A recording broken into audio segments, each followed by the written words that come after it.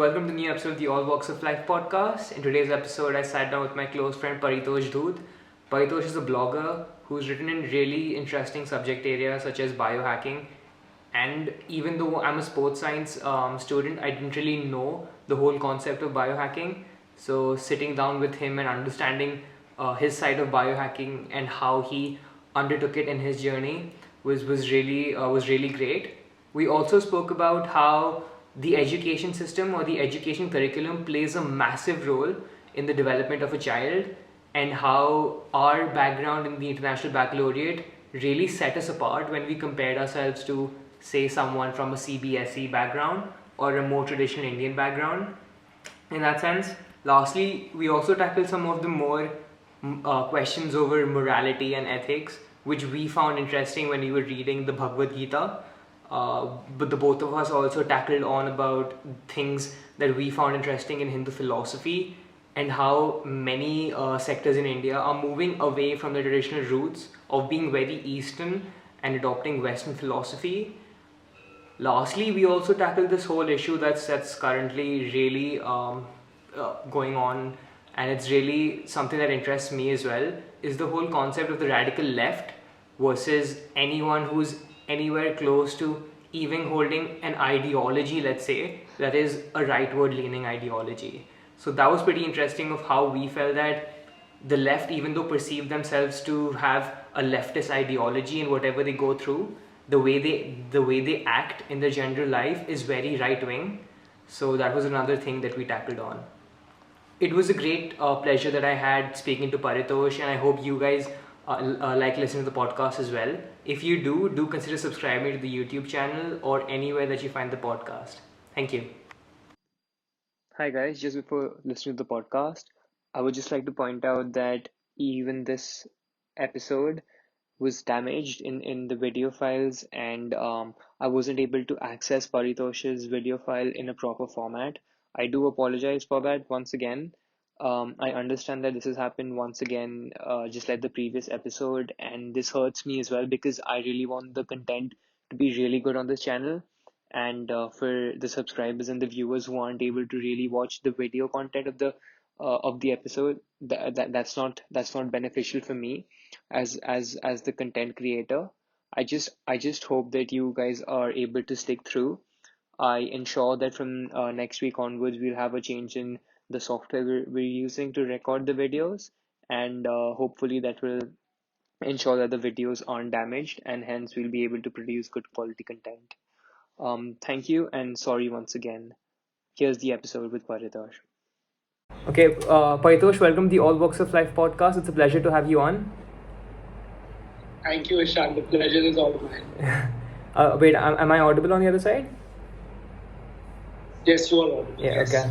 So, have you been keeping yourself busy during the quarantine period?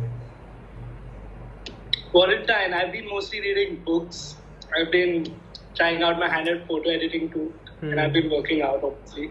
Yeah. I mean, it's been a bit hard because all the gyms are shut, but I'm managing. What about you? Yeah, man, similar. So with my university, I'm not sure how the system's there in the US, but we have examinations early next month, so I kind of have to prepare for them. And yeah, I mean, workouts at home, and this is the whole idea of a podcast that I've started recently. So that takes some time with interviews and editing and things like that. But it's good, I guess. I'm at least keeping myself busy with honing skills that I wasn't good at. So for example, video editing, I had no clue what video editing was before, but now, video by video, I'm kind of improving. So yeah. Yeah, plus along with the skills, you're talking to new people also every day, and you're making videos. So I mean, you get to learn a lot from that too. It's a mutual process of learning. Podcasts are pretty amazing. That's the whole idea I had with it. I think of myself to be very curious, and I think you're in a similar vein as well, and that's why I had you on a podcast, because I think our brains function in a very similar manner, because we look at something and we get curious of it, and we try to understand what it actually means. And I've read a lot of your blogs, and I see that a lot in your nature, and that's the same with me. I kind of want to use this platform as getting people on whose work I'm interested in, whose lives I'm interested in. So yeah, I mean, so it's great, and if people like the way I'm doing it, then all the better, I guess. Yes. So that is pretty good. I mean, I agree. It is also, I mean, in all the intelligence that have been found, I mean, like logic and intellectual and everything, there's like intrapersonal and existential is like one of those recently founded intelligences. I mean, they've been around for time, but like people have started focusing on it right now. And I mean, that is how you were saying our brains function. So I guess it is mostly related to intrapersonal intelligence. See, this was something in my like things I wanted to ask you, but like if you've talked about it right now, so I might as well ask you about it. So I heard you say that knowledge isn't what's superior in society or as intellect in individuals. It's more the experiences you garner over the years, and that's what solidifies your knowledge basically. So can you touch about that and maybe what your thinking is behind that, because I have a lot to share in that as well. Yes. I mean, what I meant to say was I would divide it into two parts. So I believe that there are a few objective truths. So there are some axioms in maths. Suppose x is equal to x or 2 is equal to 2. Or there is something which is not in our control. I mean, it is beyond what we really think. And these objective truths, they're objective, but in the sense that they're very big because the universe is so big. So, I mean, we cannot comprehend it. So it's very ironic that in a sense, we ourselves know less about our objective truths than the subjective ones. And I mean, the subjective truths, which I say that are built through experience, that is when you learn through other people, through what kind of environment you've grown up in. Because they say, right, parents have an important influence on how kids grow. So I think being in a positive learning environment is very essential. Because, I mean, that is what fuels things like curiosity or resourcefulness, which is very imperative in gaining knowledge. So I think all these experiences which you go to, even suppose you go like during our school years, we used to go for camps. That used to be fun, but that used to impart us with lots of important skills like teamwork. And I guess these skills are not very well focused upon in the current what the educational scenario is, especially in India. We did international baccalaureate, so I think it was still much better for us. But especially in the Indian curriculum, they're taught how to, like, rote learning is very much present, but how to live life happily, the core essentials to really be yourself, which is very surprising because especially in Indian philosophy, that is a very major thought. To be yourself, to the way to live is more important than the sort of what you learn in anything. No, that's pretty interesting. There's a lot to unpick here. So, like, sharing my experience. So, my sister is basically, she's gone into 11th grade now. So she's started the IB Baccalaureate. So she was asking me that should I go through the maybe excess education that the IB provides me in accessing university education, let's say in the US or wherever. Whereas I can do the similar thing, maybe going through an Indian background, maybe let's do the CBSE or some other board, which will be relatively easier in the sense that it won't make you think as much. And if you sit down to maybe rote learn, you'll probably get through it, if that makes sense. But I told her, sure, you may be more successful, but I genuinely feel IB was an investment for me in the sense that it brought about a lot of perspectives that I wasn't well versed to. And when I speak to people from Indian curriculum backgrounds, this is not to degrade them by any standpoint, because that's just the way they've been brought up and it's not their fault. It's totally different to how I may interact with you or with any of my batchmates. Like the angle at which they approach the world is totally different. And I feel that's why it's so powerful. Yes, I completely agree with you. Because the curriculum plays an important role in a child's development. But what I would like to point out, I mean, this is a big topic to discuss, but especially in international baccalaureate, that is IB, I mean, we're taught skills like report writing in our case and everything, which are very important when you go ahead in life. More than rote learning, you need to know how to make reports, to know how to make system procedures in industries if you're working there. In any background that you go to, be it design, arts, or industries, anywhere. The most important part is planning, organizing your work, and executing it. And other curriculums, I think they do impart you with the knowledge, they definitely part with lots and lots of knowledge. Courses like ICSE, they are very knowledge based. I mean, I think they probably have more substance in their textbooks than we probably had in IB. So in the sense that we might have had less rote learning or less sort of learning in the books. So we might be lacking in the bit in front of, like, when you talk about just pure knowledge. But when it comes to applying that knowledge in real life and linking two things like your inner interest to your knowledge which you gain because of things like TOK, you tend to question, right? You tend to question how did you gain this knowledge. You know how to identify good sources and everything. So it is a big personal growth along with just I would say an educational growth, because you're learning things which you will use later on in life. So I mean, even if as simple as when you get hurt, you want to do some first aid to yourself, or if you're sick and you want to sort of just Google your symptoms. I mean, if you haven't been taught even to look at good sources, how to identify good sources and sites, I mean, it's so hard to. You can just be looking at any website and just find out utter trash. I mean, what you're supposed to know. No, man, I completely agree with the whole how IB is very practical, and it tells us how to apply our skills in the real world. Because if I look at my subjects as well, they were very practical in the sense that if I pursued that subject in the real world, that is what I would be doing in years to come. So for example, there were friends who were doing computer science, and they said that they were actually told to code a particular language or a particular game that they had to do. And that's basically a miniature form of what, if they ever became a computer scientist, they would have to do that. For example, for me, with things like economics or sports, so let's take economics. You had to do an economic commentary on, let's say, a particular issue. That's what an economist does, right? So I feel that's pretty important. So even if you touched upon, maybe we lack on the subjective matter on these things. For example, I think this is what makes us passionate about these subjects, because I've known many people who entered into the IB and they picked a subject just because they thought that, let's see, it might be marks fetching or something like that. They moved on to another subject and they continued with it because of the love of the subject, because I feel that that's pretty strong. So that's why in the IB they make it so rigorous, because they want you to totally love your 6 subjects, if that makes sense. Yes, definitely. I mean, and the thing is, you can choose high-level subjects, right, in IB which you're passionate about. So that have quite a bit of subject matter too in them. So it really gives you a good chance to explore your interests, and by the time in high school, you do know what you're sort of interested in, what you want to do later in life. I mean, even for financial reasons, if you choose to do certain subjects, you get a good outlook of how that subject is going to be later in life.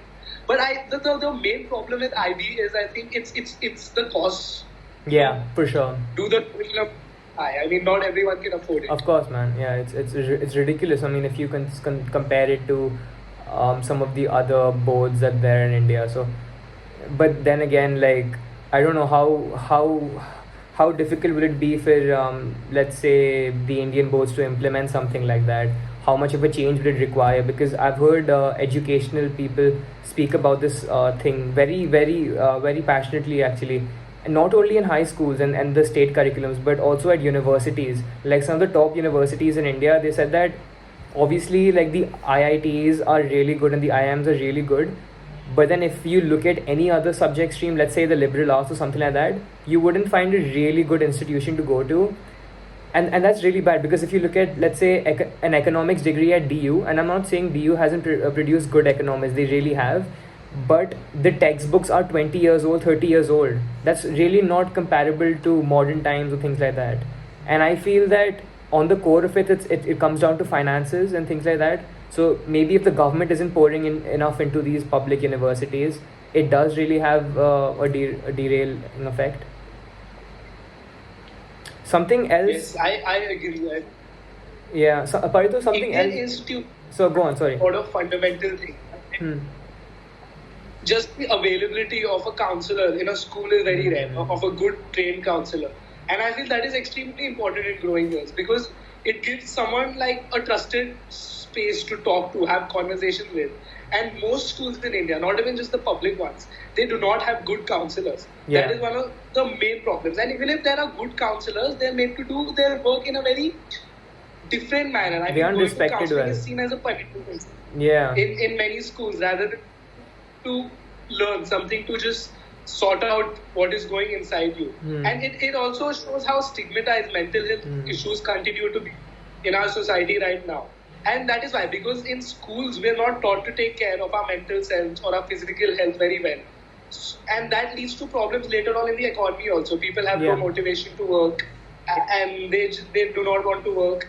And so it sort of continues and it affects the economy. It's basically a cycle. So then that way, the government has less funds to pump into these institutions too. So there are lack of good teachers, lack of better textbooks, better resources.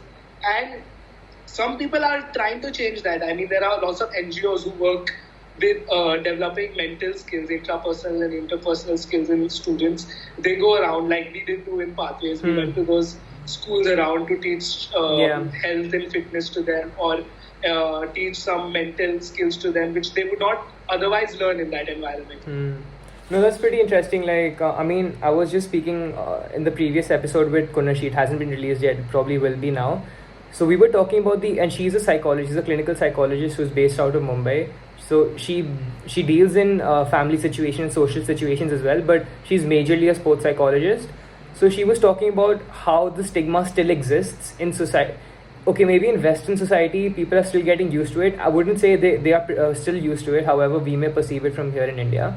But in Indian society, it will probably take 5 more years, 10 more years for it to become normalized, I'd say. Because I shared the example of how we go to the gym for our bodies, and going to maybe a mental coach or doing some kind of brainstorming is basically a gym for our brain. And I think you've done some great work. Like I read your blog on biohacking and things like that. Sorry? I couldn't hear you in between. You got stopped. Oh, so this is basically related to your whole blog on biohacking and your experimentation with biohacking. I just wanted to understand as a layman what biohacking is, because studying sports science as well, it's an interest of mine. So I just wanted to explore your angle and how you went about things. Biohacking is a very, very good topic to explore. I mean, it is very interesting, yet it has its own limitations and risks. So it is basically altering the chemistry and not chemistry, I would say biology and physiology of your body to sort of live stronger, live longer. And there are lots of procedures involved in it. It can be as basic as maintaining a good sleep schedule, using wearable technology to track your heartbeat, to track your step count and increase it. And it can also be like really, really crazy things which modern technology provides us with right now. Like I've read about people trying to implant chips in their brains. Yeah, the Neuralink stuff. Yeah, a robotic arm or something like that. So I mean, it is sort of a goal to make humans more evolved, in the sense that in the larger scale, what you look at biohacking would be making super soldiers, half machine, half man, sort of, you would say. But I not obviously go to that extent. I mean, it requires a lot of experimentation on yourself. So biohacking in layman's term would be just experimenting on your own body to find out what works for you, what gives you the best results, what food makes you last, what foods give you more energy. Because this is not same for everyone. Everyone has different preferences. Their bodies are differently shaped. There are ectomorphs, mesomorphs, and so because of that, all bodies are shaped differently. So everyone requires a different kind of nutrition. So biohacking is basically like going to a specialized nutritionist to sort of, for her to sort of basically, her or him, to lay out your diet or your fitness schedule for you. You just do it yourself through research of your own body, because I mean, you know yourself better than anyone else, right? And that's why biohacking sort of promotes a whole feeling of research which you do into yourself. It's a very big personal growth, I would say, because you are thinking about yourself. And in a sense, it's not just a physical growth of your body. It has many health benefits, because I mean, I saw my body transform to what I could not even imagine in 2 months. It had very fast results, surprisingly. And my mental growth, because it taught me how to read myself, to know myself better. And when you start introspecting at that level, I mean, I started meditating too. So when you start introspecting at that level, all your actions are very well thought about. Yeah. And when your actions are well thought about, it is all done in order to grow. No action which you think about, I think, in a good, calm manner would really be bad. And even if they are, you deal with it because you know you did your best. So having that, just having that flow of thought in your mind and knowing that, each day is going to be better because you are personally growing and mentally growing too. So that's why I think biohacking is a very, very good procedure. And I mean, if you look at Hindu philosophy, so if you look at the whole concept of how our actual reality is sort of shrouded in Maya and the whole separation, what we think is very different. Just a material world. Egocentric thinking is not the way out. It is basically treating yourself as a product of your environment. I mean, it's very hard to explain as such. I mean, so when you really meditate or introspect, you reach this level of consciousness where you know that when you are doing certain actions, they're not only to serve yourself, but to serve your community. Because that's what I think is symbolic of great people. They let other people be great along with them. That is what makes people really extraordinary.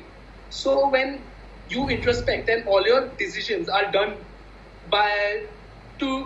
basically you devote yourself to your community along with yourself. Yes, definitely personal growth is very important. But when your actions are done to better those around you too, you really get a feeling of change within yourself and your community because you are seeing what you are doing. And I feel that is the greatest sort of liberation you could achieve. And this is also sort of very ever present in the Bhagavad Gita, right? Yeah. To sort of a life of devotion would basically make your consciousness higher. The more you introspect, the more you know more about yourself, it would make your consciousness a level higher, and you would sort of find out how your own self transcends the physical realms of reality, and you are not just a part of this reality, but you're ever present, like the basic divine nature of us, the Atman, what they call. And yes, I think that is what many spiritual leaders seek out to do when they go to all these secluded places just to meditate and to get their whole emotions out, to learn how to control their inner voice. I think that is very amazing, and I think biohacking is a good platform to start with that. See, like, at least for young people. I find this is obviously one of the main things I wanted to talk to you about was the Bhagavad Gita, because I've read it as well, and there's so much to take in, so it's difficult to just absorb everything in one reading. But from the stuff I've read about from what I've taken out of it is that, let's say, the whole aspect of everything is just a hoax. This is a material world, and that there is another world outside of this which is made for us. That's what Hindu philosophy basically aims at. But then there is this whole concept of, it doesn't matter, you're born into this world, so you'll have to take on the practices of this world. You will have to live your life the way you're meant to. You'll have to have a family, you'll have to do the work you are. If you just go into the forest and start meditating or devoting yourself from God from the get-go, those people are what they call dhongis. They said that because they're running away from what they are meant to do in reality. So even though the last goal is to maybe connect with divine, you can't just do that. You have to live your life and then do that, yet understanding that everything is just material and it doesn't really matter at the end of it. No, I think the perspective here, what Krishna gives to Arjuna is, I mean, this is what he said that the caste system, he made the caste system and he would be the one to basically destroy it. So in the caste system, where they sort of divide humans into Brahmans, Vaishyas, Kshatriyas, Vaishyas and Shudras. So I do not believe that system as of now, because Hinduism is a very secular outlook at life, and it changes throughout time. Interpretation keeps on changing, it keeps on evolving. So at this time, I mean, I wouldn't say that it is because of your birth, but when you are born, suppose as a Brahman or as a Kshatriya, you have this sort of social debt which has been put onto you because you've been born in a family which is financially better off. You're born in a better learning environment, so more effort has been put into your development. So you are in a social debt. It's sort of a responsibility. Give that much back. Yeah. So you have to basically you have to be responsible and give that back to society, because what they have imparted to you, you have to give that back. And once you achieve that, you will sort of achieve the balance of dharma. And after you achieve that sort of your purpose, that which is given to you by your family, or what you are supposed to do, after you are done with your purpose, then and only then are you really ready to adopt the samadhi lifestyle, to basically become a Brahman, because you need to rise through the ranks in order. You can't skip. So you have to fulfill all those duties before becoming, I think, learned enough to be a Brahman, and to continue that learning in a secluded environment. When you are ready to basically become spiritual, become one, when you think that your purpose of life has been finished. That's why even in the Mahabharata, when they go to the walk to heaven, so they do it only after everything is over, after they've done ruling, after Krishna has gone. It is not done in the middle of nowhere, right? Because if they would have done that in the middle, then there would have been no point. So there's a time for everything. And yeah, that's what I believe. No, man, it's pretty interesting, because see, like, if following the caste system, I'm a Vaishya, and what's written in, let's say, in the Bhagavad Gita is that the duty of a Vaishya is to take on responsibilities of maybe setting up a business, or putting up a business that is that helps out society. And let's say, maybe the olden times, it would be maybe opening a Gaishara, that's like you're opening a shed and providing milk to the society. That's probably maybe evolved in modern day, and how people may have factories and infrastructure and things like that. But the whole premise remains the same, and I'm coming to this in a genetic standpoint. So being a Banya, being a Vaishya, I understand that if I look at my skill set and I've seen what my family's been doing, it's inherently been business till now. And that's generally what I get drawn towards as well. That's where I see my skill set is as well. And when I look at, let's say, Brahmin communities, let's say in Bengal or other parts of India, they're more prone towards being learned. Shan, I can't hear you. How much did you get here? Should I repeat the question? When you were saying that you're a Vaishya, and after that I did not hear what you said. Yeah, so the whole thing, I was saying that all of them, as you mentioned, had different duties, right? So the duty of a Vaishya is to basically set up a business and look after society in that way. And I've actually seen myself in a genetic standpoint of how business kind of runs in my family. And that's a very eerie thing for me, in the sense that no matter what I'll do, I'll inherently be drawn towards business.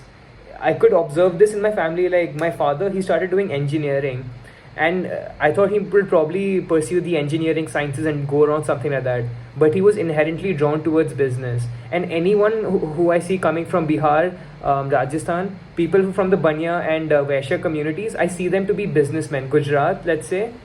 And that's pretty eerie for me. Do you observe that in society with maybe other castes as well?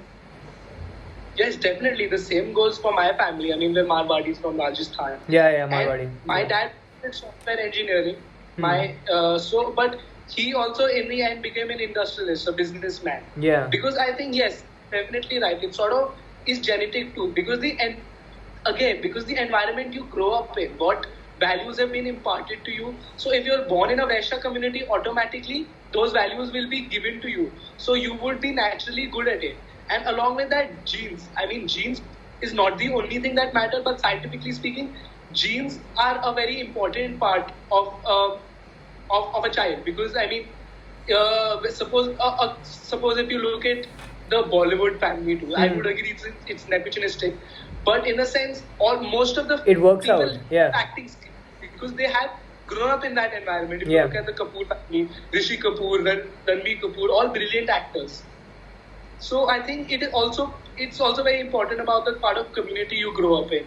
And if you were to look at even arts, if you were to look at people in Islam, they've been gifted with the whole part of the artistic part of society. Where there's Sufi music, they have really good art, handmade art. lots of monuments. So they're built for those artistic sort of goals, I would say. No, I totally agree with that, because like, and in this sense, something that I kind of agree with, and most pseudo liberals or most liberals will probably hate me for saying this, but I think that categorization and generalization actually helps in society in some way, shape, or form. I think so. Where I'm coming with this is that I feel that it really helps us as society to save time. And what I mean by that is that, for example, if I see a Polish guy walking down the street, it shouldn't be a thought. Let's say the first thought that probably come into my mind is that he's probably a very hard worker, probably an engineer or something like that. Okay. Now, saying that, maybe the pseudo liberals will totally say that how can you just do that? You don't even understand what that guy does. Maybe he's not an engineer, and maybe that is the case. Maybe like one time out of 20 that probably is the case. But for me to take that chance of understanding, okay, maybe if I'm a close friend of his, I can maybe explore his background, try to understand his beliefs and things like that. So sometimes I feel that these concepts are very westernized in that sense, and for us to adopt each and every one of them, it can be very exhausting. Do you understand where I'm coming from in this sense? And what I really don't like is a lot of the Hindu philosophy too. I mean, the Indian philosophy, and so it's the same with Islamic philosophy. Both of them have been very westernized. I mean, and they've been made into a popular culture, which sort of makes a joke about it. Because I mean, there are people who publish articles or they write things just because it's in the popular culture, and this sort of philosophical thought is in the popular culture right now, and they're really manipulating the text, making many different interpolations, and they're presenting it to an audience. So suppose if someone is in need, is in a spiritual sickness, or is not doing good in life, and he sort of wants to explore philosophy, Eastern thought or medieval thought or anything to better himself, to sort of get out of that space of negativity, and if it's been presented to him in a very pop kind of nature, and there are so many ashrams and all that, and then he is very misled, right? Which is very unfair. It's extremely cruel to sort of have people looking for help come to you and then give them very things which are just popular for the sake of it, and they're really just wasting more of their time. No, man, I totally agree with that. Like, in the sense that, okay, so this is my whole concept of, let's say, the radical left versus the right. Okay, so I am more left leaning than I'm right. However, just the fact that I may believe in some values that the right believes in will totally classify me as being a right winger, if that makes sense. Because the radical left people think that anything, even a smidger to the center, or even, let's say, the right, you are classified as a right winger. And this movement of being very radical towards the left, holding a very strong ideology, being almost very tribunal in that sense, I find that not any different to, let's say, the RSS or let's say the KKK in the USA. I feel that that's so similar with the aspects such as woke culture, in the sense that after a point, I don't think we'll be able to say pronouns in gender society. We'll have to maybe think twice before constructing a sentence. I think that's just stupidity after a point. Yes, and this is going back to your previous point, the classification of people. The fact that I think it does help society definitely, because it sort of develops a community feeling and everything. But similarly, it's very hard to sort of make generalization, like you were saying, the difference between the left and the right. Like, you classify more on the left, but because you believe in some ideologies which lie on the right, there are people with yeah, exactly. So I guess classifications can be made, but they should always be, I would say, positive classification, in the sense that if you are a certain type of community, there's a difference between radicalism, being radical, and being communal. There's a big difference. So if people from suppose a certain community, the Polish community, as you said, are hardworking, so yes, as a general trend, you will find that positive trait in many people. And it is good to, sometimes it is good to assume, because he might be hardworking, and it would, if you like that, you would go to him, learn something from him. But if you cannot make any generalization about any community or any person whatsoever, if you're in such a level of thinking, exactly, which is so abstract, it is very hard to live in the current world then. Because then you are sort of being a bit delusioned. Because no matter what you say, everyone, I would say, this is very controversial, but I don't think everyone is equal. A lot depends on how you're born. Suppose this is a philosophical thought, I think, by Jean-Jacques Rousseau. He was a French philosopher. He sort of said, so when a human is born, he has this natural body which is perfect, imperfect. So you have your limitations, your own skills, and you have your skills which are developed over time. So saying that everyone is equal, which we do in a democratic society, saying that everyone is equal leads to a herd mentality, and it sort of leaves out the uniqueness. Because that way you're just following the other person. You're playing an imitation game and you're losing touch of your own real self. And you don't know what is personally good for you. Like I said, knowledge can be subjective. You're missing out on the subjective knowledge because of that. No, that's I believe in things which are very similar. So Jordan Peterson says that society is inherently hierarchical, and basically if you invent anything, let's say you invented basketball today, there will almost certainly be like 2% of the population that will be the best in basketball. Now, that's not to say that the other 98 don't deserve to play basketball or things like that, but we should appreciate those 2% who are really good at, let's say, that particular skill.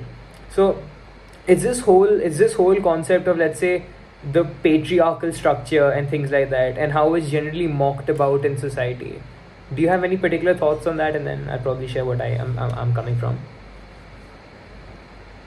Patriarchy. I mean, if I would have to comment, I would not personally believe in patriarchy. I think it is a concept which has been mostly made up by humans, and it has followed through generations, especially in India.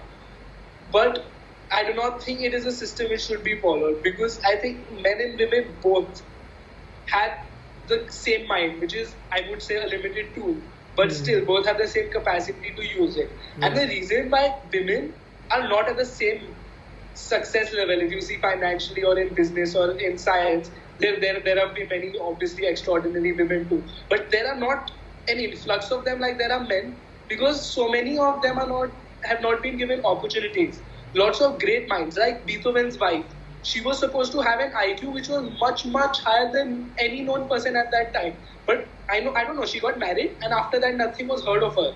So a patriarchal society assigning gender roles, and all these are sort of human constructs which have been formed over, and they limit our capability to evolve. That's why I think female empowerment and equality is a very important thing, and it's an important goal to have, at least in this century. No, I totally agree with that, but like the way I'm coming from this in the angle of patriarchy is that let's say when let's say the feminists talk about patriarchy and how society is inherently patriarchal, they tell that look at politics and where are the women there, let's look at sports, why aren't women being paid equal or things like that.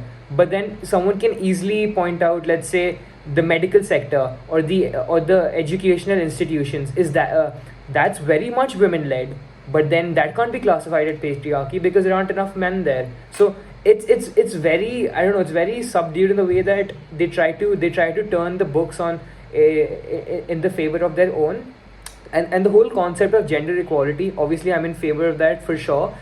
Something Jordan Peterson talked about, he's a very famous psychologist from the University of Toronto, that let's say the Scandinavian countries, everyone knows that the Scandinavians are probably the best in terms of gender equality and things like that.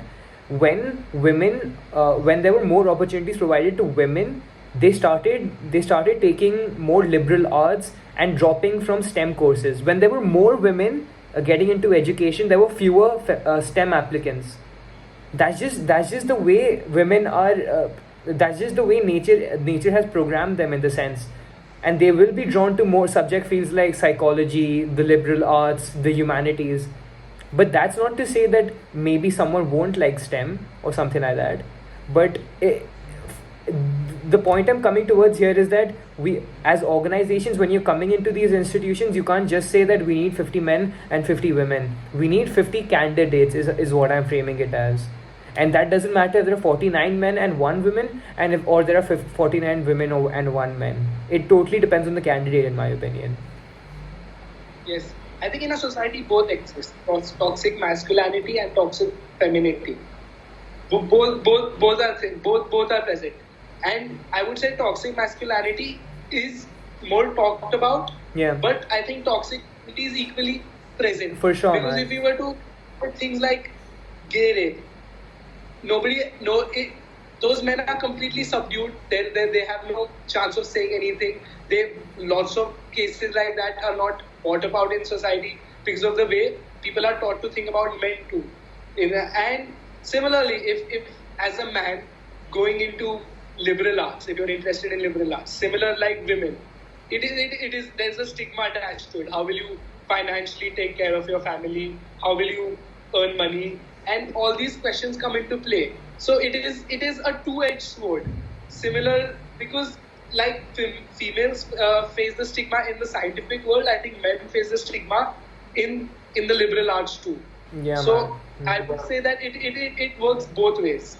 No, for sure. Something I wanted to talk about with you is that, have you recently heard the news that Adele lost so much weight and how? Yes, I did. And so the whole interesting thing over here is that okay, I'm totally against body shaming, but I can understand why it can be helpful for society. Okay, so now connecting this to the coronavirus pandemic, if you outline all the reasons, all the confounding reasons that there are there for maybe getting the virus or having a poor immune system, for what I classify as the highest is obesity. If you're obese, be it any disease, be it anything, you are so more likely to get the disease. And everyone comes at it, and the people are disappointed that Adele's lost so much weight, because there are so many people who have put on a lot of weight and are probably stuffing cake in their faces, are saying that, oh, why did she lose so much weight, or things like that, she was beautiful before, or something like that, whereas they aren't looking at how much that will probably benefit her in a health benefit way. So where I'm coming to the thing with body shaming is that, if you say someone like let's say, oh, you're such a bad student, you got so poor grades in this exam, or if you say, oh, you look fat or something, you inherently feel bad. And when you feel bad, you try to make a change, you try to study harder, you try to hit the gym, you try to work harder in that sense, right? If you kind of maybe make it very fashionable to say that, no, everybody is beautiful in the way they are, whereas that's not true, because we as individuals are attracted to, let's say, an athletic body. That's just evolutionary biology. You can't change that. Do you know what I'm saying? Yes. The thing is, there's a difference between body positivity and being downright ignorant. So if you are eating so many cakes and you are very fat and you do not care about your health, that is being delusion. But even if you're fat, you look at yourself in the mirror and you say that, yes, okay, I'm fat right now, I will work hard, I want to get fit. And I would agree that it is not everyone's priority to get fit, because people have other goals. But I think physical fitness is very important. And when you do that, when you look at yourself in the mirror and I need to get fit, but do not fall into a space of negativity or self-hatred, where you're like, I'm useless, I'm fat, I'm disgusting, I don't have any qualities. Doing that would be a negative attitude. So I would say body positivity is recognizing the fact that you look like this, but sort of having the brains to move forward, to put work into yourself to get better. And I think the body positivity movement was an important one, because it taught us how to love our flaws. Like, I was always very skinny, and I still am quite thin, although I work out a lot. I've been working out since a very long time, but I find it extremely hard to gain muscle, gain weight, and that is because I'm very ectomorphic by nature. So I know that I'm very healthy from inside, but I know that I don't probably look that good. So something like body positivity is to identify that you're just not looking good, but you're very healthy. But being obese and being just being delusioned that I don't have to do anything, I'm perfect the way I am, and is just going to lead to further health problems. I think you should always be willing to put in the hard work in terms of studies, in terms of health, in terms of anything. So, and to lead with that, I mean, when you look at cinema, especially the Bollywood industry, men are as objectified as women, and their bodies are edited using CFX, and they've been working out a lot too, obviously, but they are made in a way to look good rather than be strong. Not saying that the celebrities aren't strong or anything, because even to look like that, you need to be strong. But those bodies mainly are to look good, not to perform better in life, not to increase your endurance. That's why it gives a false sense of idealism or image that people have, that I want to get like this. In essence, even very strong people, if you were to look at Bruce Lee, he was much stronger than most of the people around him, but he was very thin and he was very muscular, but he didn't look that as aesthetically appealing though, right? So, I mean, you look at, there's this Indian star too, Vidyut Jammwal, I think. He's also very into martial arts and fitness. And he says that, the Bollywood industry is so obsessed with abs. But any person can have abs. Like, I'm thin, I got abs very easily. It was not a big deal for me. But, I mean, people don't focus on things like the traps or the back, which are the core big muscles in your body, legs especially, which are not looked upon in fitness. And once you start feeling strong, right, it is a different addiction to just looking good. No, man, this was something I've actually been thinking about. So I think this is partly because of what I call the Instagramization of life. Basically, if you go on to Instagram, everything is being put a filter on. Everything is being made to look superficial to what sometimes is not even possible in reality. And this is basically led on to industries such as porn and entertainment, where women are made in really, let's put it, superficial figures that any modern girl would probably never be able to achieve without these sort of technologies. But when a woman goes on to, let's say, her Instagram or whatever, she sees these figures of, let's say, these famous celebrities, of how their body is shaped, and then they have this false perception that, to be attractive, to be, let's say, attractive in society, I have to look like that, which is totally unattainable. Do you have any thoughts about that, and just or how one can affects in manner, in the sense that there's problems present like anorexia, which are very prevalent now, because people are made to teach in a fact that you have to lose an abnormal amount of weight to look good, but which is not very healthy at times. Looking like models is not necessarily healthy, because they might be underweight just to look good. So that's why I said feeling healthy is more important. And porn, I would say, has a much worse effect on men too, because as statistics show that men watch porn more often. Of course. And the way women are treated in porn, especially the sex scenes and the way they are shot, it is very rough and nothing like proper nothing like how intimacy should really be like. And that sort of is the very first outlook at sex kids get while growing up, right? Especially in a community like India, we don't talk about sex. But when we are looking at porn, that is what we learn. And that learn sort of, like it is said, that in a mind, what you comprehend, what you learn from the outside world, they're very imperative in forming your belief system. And that belief system is what leads to your opinions and your actions in your conscious mind. So due to the fact that you're exposed to sex through porn, it makes your mind form a belief system which degrades women sexually. So it leads to a sort of sexual perversion which is very prevalent. I mean, all the factors that you see of rape cases which happen because there is lack of education about women's rights. And then even in educated families, people don't talk about sex, like the locker boy the incident that just happened recently. So porn is a very big factor in societal problems which exist now. And I mean, if the question comes if you should ban porn or not, that is the very controversial one, right?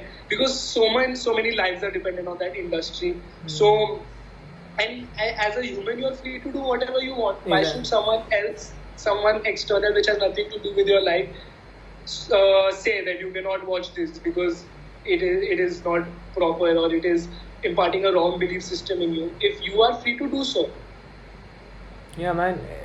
See, porn is pretty interesting in that sense, because when you look at it, obviously that there is, let's say, a false perception of what, let's say, as you said, intimacy or what actual sex is.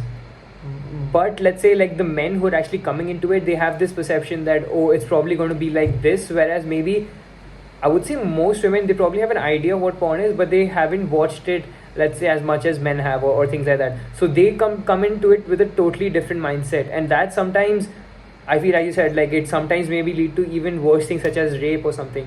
So I feel that's where maybe we've got to be a little more open minded of how porn is a source of entertainment, maybe, and it can continue to do so because some people find that attractive, some people like that thing, and who are we to say to take that away from society, or and things like that. So this question is basically, so I observe this very much with the whole Kabir Singh thing, and the pseudo left and the radical left were like, you cannot have a film like this enter Indian media because it's glorifying, let's say, someone who's, let's say, macho, who's a macho man or something that you can't expect in society.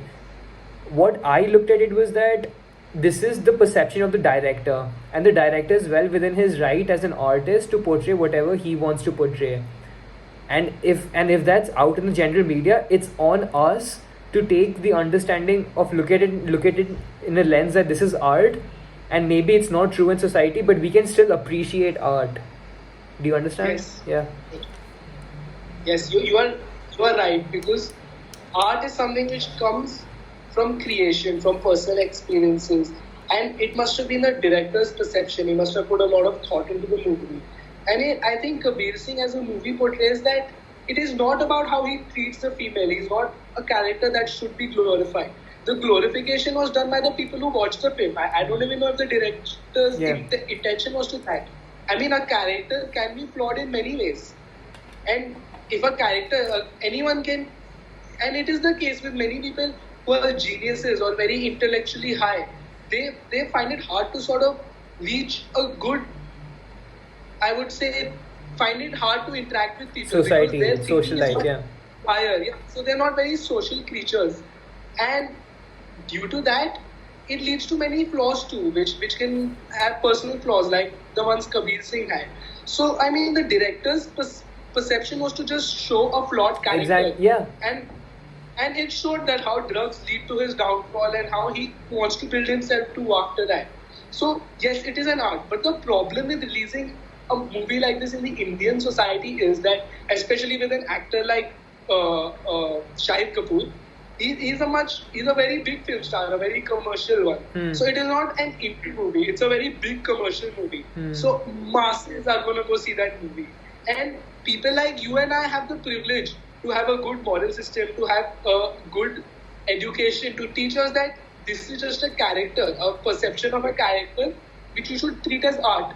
But the masses, they learn from movies. They look at what the heroes do and then they follow that. And that is what basically leads to the problem that is toxic masculinity. So media has a role in it, definitely. But the thing is, you just cannot have it both ways. It's impossible. See, Paritosh, the lens I'm looking at it is that, let's say, with the whole concept of Kabir Singh, okay, if we tell the director, okay, first of all, I think maybe people like us, I'm not saying Kabir Singh in general, but we enjoy complex characters and we enjoy complex movies because they are complex in their essence. They sort of resemble real life in some way. If we just had a hero who's totally correct in everything he does, then it probably won't be something that interests us. So first of all, I think that's very essential for why we like what we like as general public. Second of all, if we tell someone, let's say an artist or a painter or even a director, I think a director is similar because he's an artist, he's putting out an art piece. If we tell him to filter whatever he wants to put out, however right or wrong that is, I think that will totally degrade the art form in some way, shape or form, okay? Now, and if you already filtering it from there, when it actually comes out, then it won't be that good. Obviously, I understand that when it's coming out to the masses, even there are so many other films that came out of the masses, The Godfather, so many films in the West, then why aren't people taking it in that way? Shouldn't we say that, okay, Kabir Singh is one movie of many movies which will depict complex characters, and Indian society will just have to get used to it if they want to watch good cinema? That is part of the reason why Bollywood cinema is not what it can be right now. Yeah. There's so much of funds pumped into it.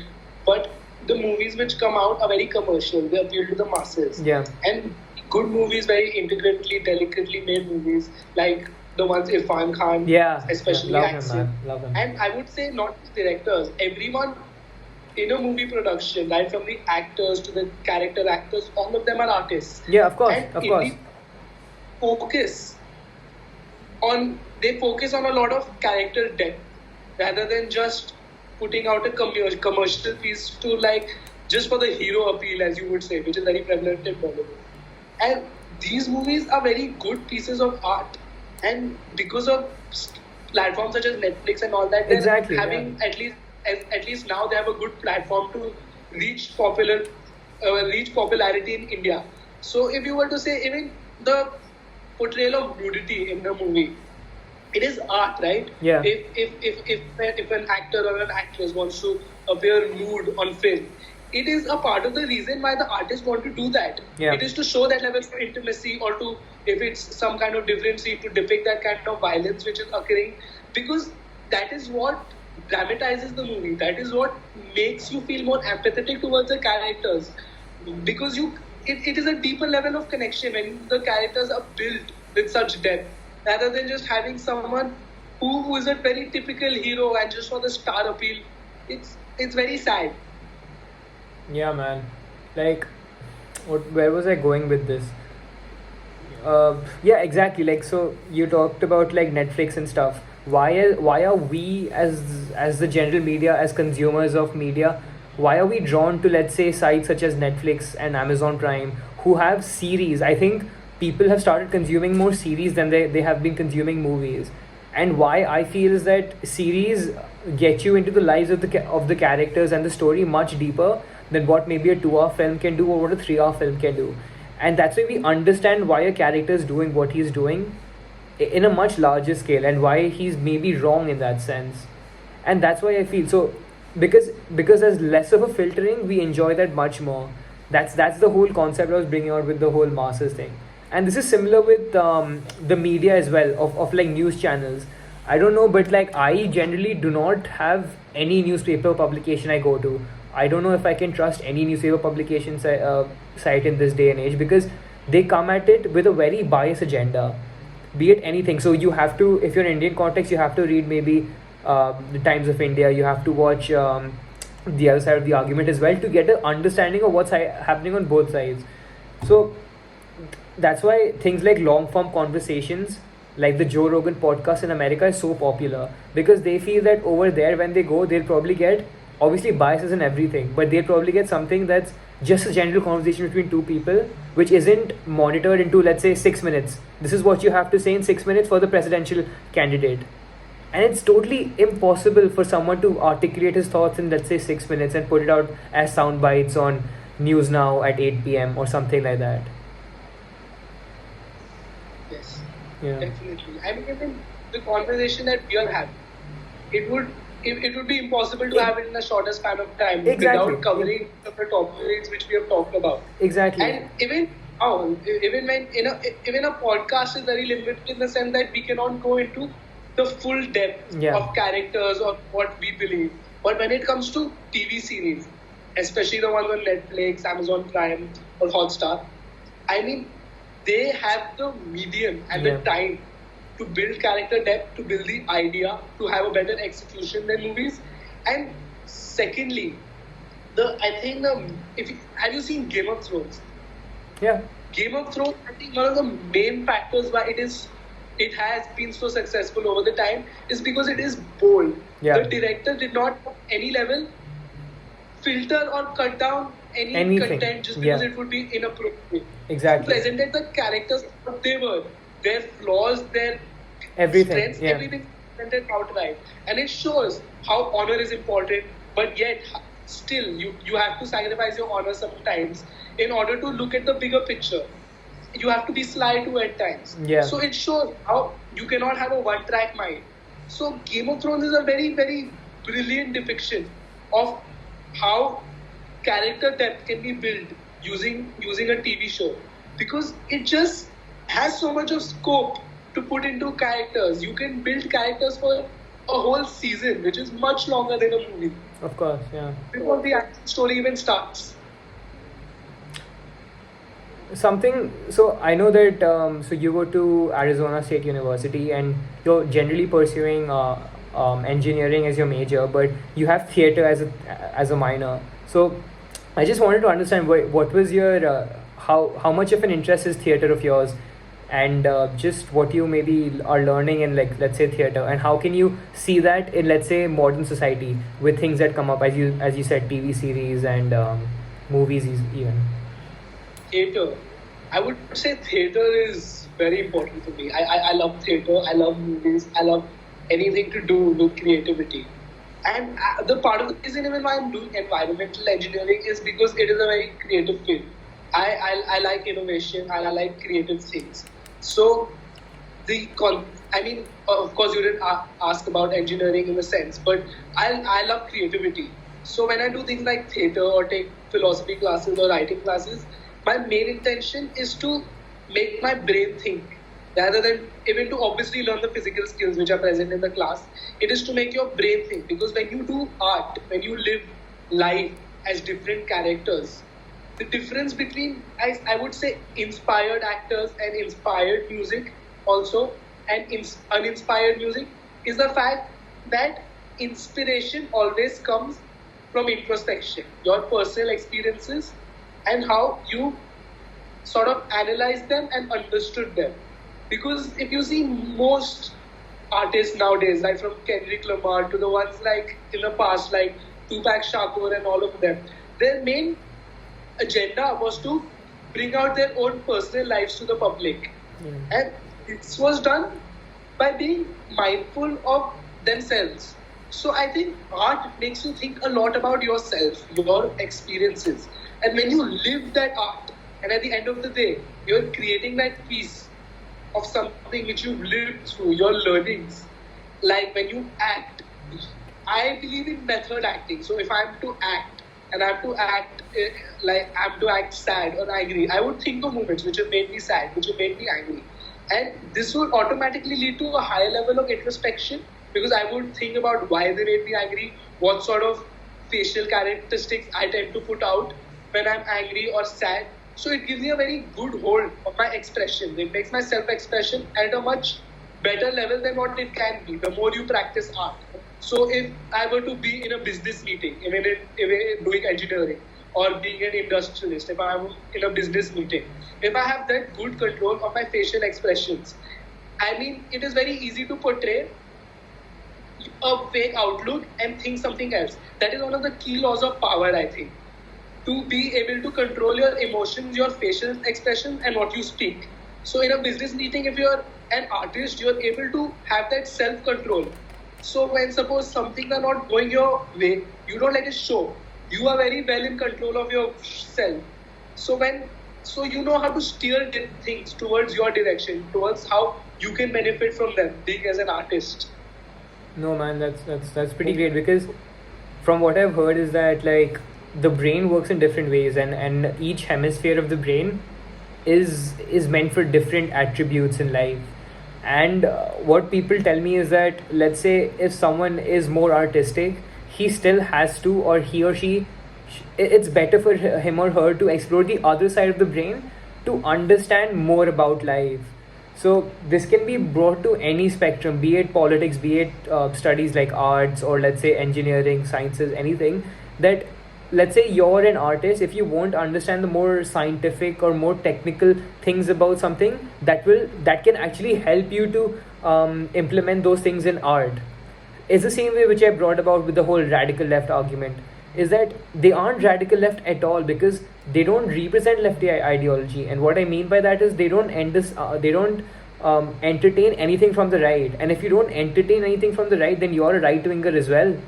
Yes. If you know what I mean. So I totally agree with the fact that you have to explore both sides of your brain in the sense that and that kind of opens up more possibilities and more ways of looking at life.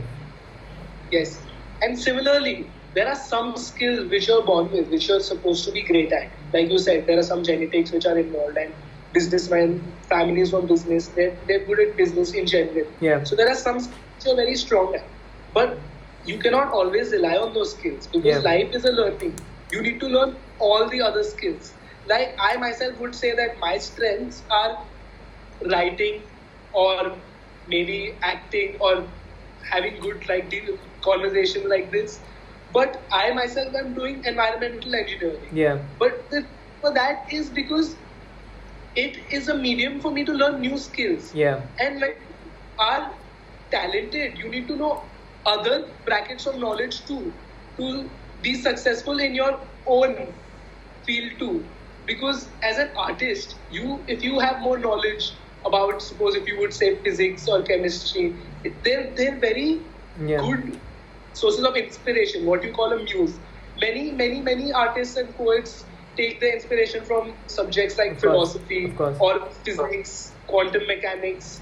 There's a large amount of content and knowledge to be gained from every skill. So it is imperative that you take knowledge from everywhere. And as an engineer or as an industrial engineer or an environmental engineer, when you know how concepts like design work, how art work, you can actually go ahead and invent something using your engineering knowledge to sort of build the circuits and build the whole code and everything, and along with that to design something. Both skills are very useful.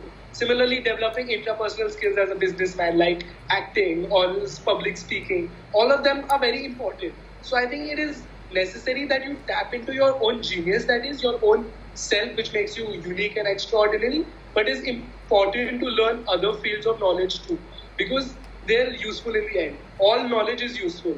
And once you grow as a person, you can never ungrow. So growing every day is important. It's a gradual process. And someone who reads every day, who learns things every day, is someone who would be later successful in life because he's open to new experiences similarly. Yeah, man. So listen, Paritosh, I would love for this to go on for much longer, but I understand that we have our lives to go back to as well. So anything you'd want to leave the viewers with, where they can find you on the social medias or just the blogs that you write about, feel free. Yes, I mean, and one thing I would like to end with is also that how the mental health in today's society is all over the place because of what we've discussed. There are so many social constructs, and because of evolution, we are at a stage of life where there's so much put onto everyone. Right from when you're growing up, there's just so much you have to do. Yeah. So as I was saying, it is very important to have a global skill set. For sure. Because that is the only way you can really succeed in this world. Because you never know what life brings to you. So living in a global society, you're free to do whatever you want, of course. It's a much better platform. But having all skills is a must, I think. Yeah. And okay. the more important part is being good. Because in a world where we are so bound by materialistic pleasures, it is very hard to be good and think out of the box. Yeah. Like similar to Steve Jobs. I was just recently watching a movie based on Steve Jobs' life and how... Was it on Netflix? Played by Ashton Kutcher. Was it on Netflix played by Ashton Kutcher? Yeah. Loved it. So yeah. you see how he likes to learn things from a lot of different brackets and put them all together. And that is how he is very successful. He thinks out of the box and he does not believe in how well the Apple is doing. He does not care. Why should he care? Yeah. His main agenda is to create something new, to create something that would make people crazy, right? Yeah. That is the outlook of what Apple does still as a company. And that foundation was led by Steve Jobs. Yeah. Not because he was an expert in one field or something like that, but because he had a global perspective. He was open-minded and he believed in more things than material. Like he believed not in materialistic good, but in creating something to help the world. Yeah, for sure. And so having that perspective in life is very important too. Yes, that is what I would like to conclude with. And I had a great time talking to you, Ishan. It was a very good Same here, man. conversation. Yeah. Anything? People can find any of your social medias you can plug, and your blog as well. Yes, people can find me on Instagram by the name Parritosh itself, Parritosh, and my blog. I had this. I stopped my blog actually. I deleted it because I'm sort of working on something else now, and I want to use all of that content. Okay. And, Fair enough. I have an Odyssey page which has some of my writings, and it has a few on Hindu philosophy, social issues, and integration of both too.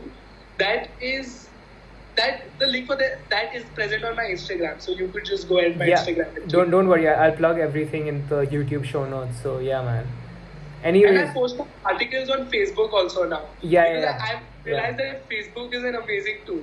It's an amazing tool for networking more than anything, and to build a sort of persona for yourself. For sure, and that is how I think social media should be used more than anything. True, man. Listen, Parritosh, I had a great time speaking to you. I hope we can do this sometime again when you're in Delhi, when we can sit down in person. But this was a great conversation. I mean, there were so many other things I wanted to talk to you about, like your diet and things like that. But I mean, we're short on time today. Yeah. But barely scrape the surface in this talk, right? I mean, exactly. Yeah. Next time when we do this, we should go on specific topics and go deep in those. Exactly. Yeah. That'll probably be research to anything, and that would be pretty amazing. No, for sure, man.